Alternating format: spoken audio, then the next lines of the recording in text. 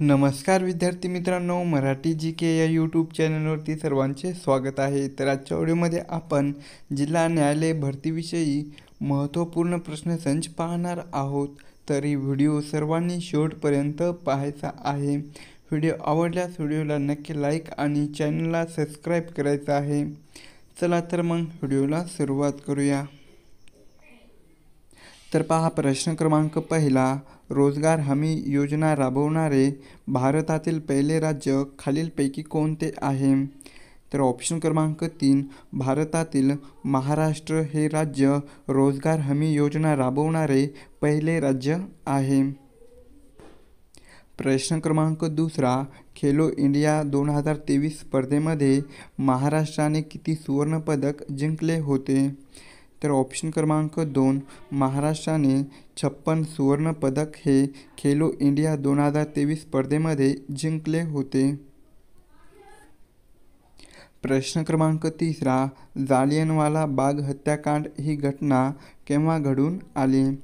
तर ऑप्शन क्रमांक 4, 13 एप्रिल सन 1919 या दिवशी जालियनवाला बाग हत्याकांड ही घटना घडून आली। प्रश्न क्रमांक चौथा, पंचायत समितीचा सचिव म्हणून खालीलपैकी कोण काम पाहतो? तर ऑप्शन क्रमांक 1, गट विकास अधिकारी हा पंचायत समितीचा सचिव म्हणून काम पाहतो। प्रश्न क्रमांक 5वा, उज्ज्वला योजना ही भारत सरकारची योजना कशाशी संबंधित आहे? तर ऑप्शन क्रमांक 3, उज्ज्वला योजना ही भारत सरकारची योजना LPG गॅस यांच्याशी संबंधित आहे। प्रश्न क्रमांक 6वा, पहिली पंचवार्षिक योजना ही कधी सुरू झाली? तर ऑप्शन क्रमांक 3, सन 1951 या वर्षी पहिली पंचवार्षिक योजना ही सुरू झाली। प्रश्न क्रमांक 7वा, भारतामध्ये मतदानाचा हक्क हा वयाच्या कितव्या वर्षानंतर प्राप्त होतो?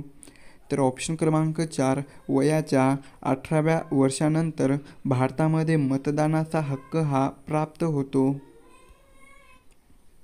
प्रश्न क्रमांक 8वा, भारताचे पितामह म्हणून खालीलपैकी कोणाला ओळखले जाते?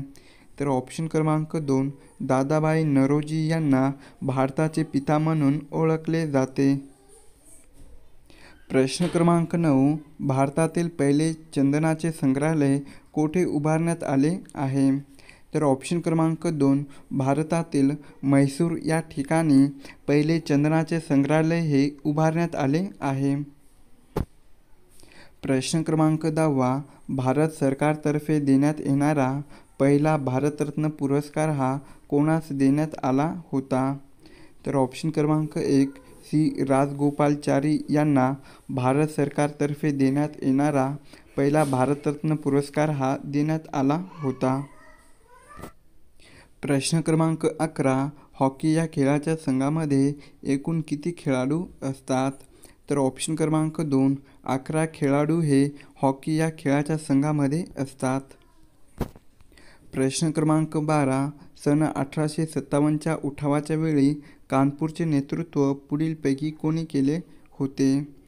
तर ऑप्शन क्रमांक 3, नानासाहेब पेशवे यांनी सन 1857च्या उठावाच्या वेळी कानपूरचे नेतृत्व केले होते।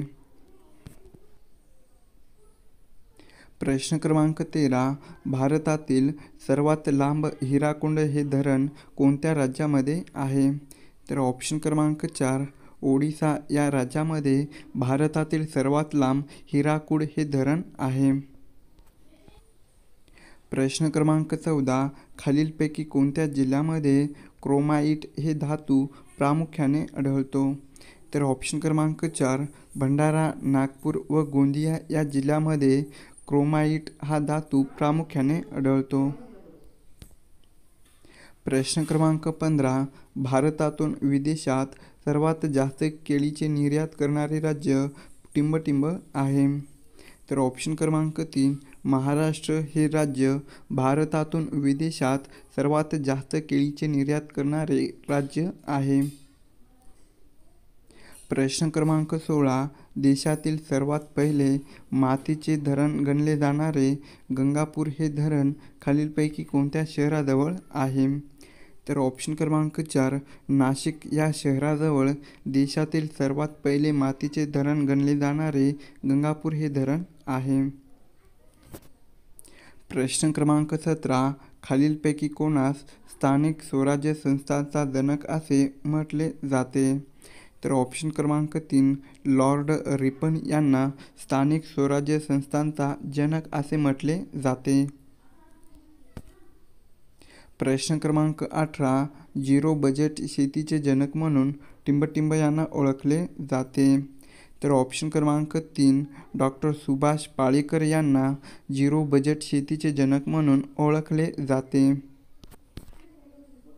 प्रश्न क्रमांक 19. महाराष्ट्रात सर्वात जास्त आदिवासी लोकसंख्या असणारा खालीलपैकी जिल्हा कोणता आहे?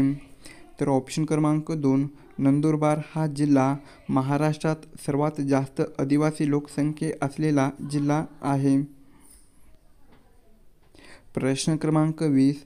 चले जाव ही चळवळ खालीलपैकी कोणत्या वर्षी सुरू झाली? तर ऑप्शन क्रमांक 1. सन 1942 या वर्षी चले जाव ही चळवळ सुरू झाली. प्रश्न क्रमांक 21. खालीलपैकी कोणते जीवनसत्व हे निकोप दृष्टीसाठी आवश्यक आहे? तर ऑप्शन क्रमांक 1. अ जीवनसत्व हे निकोप दृष्टीसाठी आवश्यक आहे. प्रश्न क्रमांक 22. चादरीच्या उत्पादनासाठी प्रसिद्ध असलेले ठिकाण कोणते आहे? तर ऑप्शन क्रमांक 4. सोलापूर हे ठिकाण चादरीच्या उत्पादनासाठी प्रसिद्ध असलेले ठिकाण आहे. प्रश्न क्रमांक 23. राज्यघटनेमधील कोणते कलम हे घटना दुरुस्तीशी संबंधित आहे? तर ऑप्शन क्रमांक 1. कलम 368 हे कलम राज्यघटनेतील घटना दुरुस्तीशी संबंधित आहे.